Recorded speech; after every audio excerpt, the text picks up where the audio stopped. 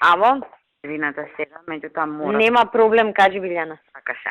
Значи, ќе го потпише, меѓутоа само со една реченица. Значи, да стои дополнително тука.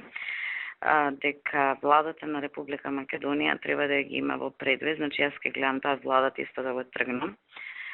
Значи да се има во предвид препораките на Комитетот за тортура во делот на овие случаи.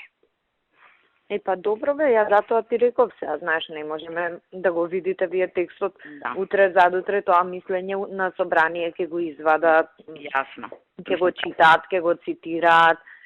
Мислам, јас зборев и со Михајло, човекот управо е сега, вика, знаеш, рептен се тие проблематични, оти 100 пати сме го збореле, знаеш, не е прв пат со прашањево да се соочуваме.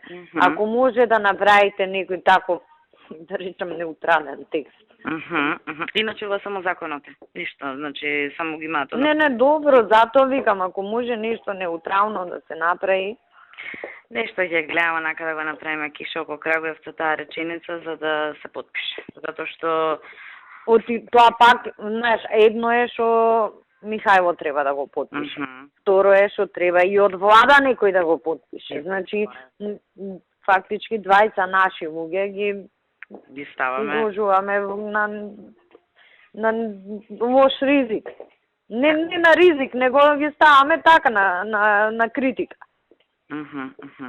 Ајде ќе ставиме нешто ние во однос на тоа, затоа што и тие препораки се од 2008 година, дека државата треба да превземе се во врска со тие предмети да дојдат нели до некој завршеток и да се некои работи, ги знаете сигурно. Да. Сето ова, а сите тие препораки па го исклучуваат амнистијата, значи како начин на решавање и да видиме нешто, значи да се така да не се обрне премногу внимание. Да. Тоа ќе се обрне у парламент, ама сега. Ама ќе помине. Тоа е. Тоа е ризикот, мислам нема поинаку. Добро, окей. Добро, Билјана. Само. Окей, фала ти. Ајде, поздрав, чао.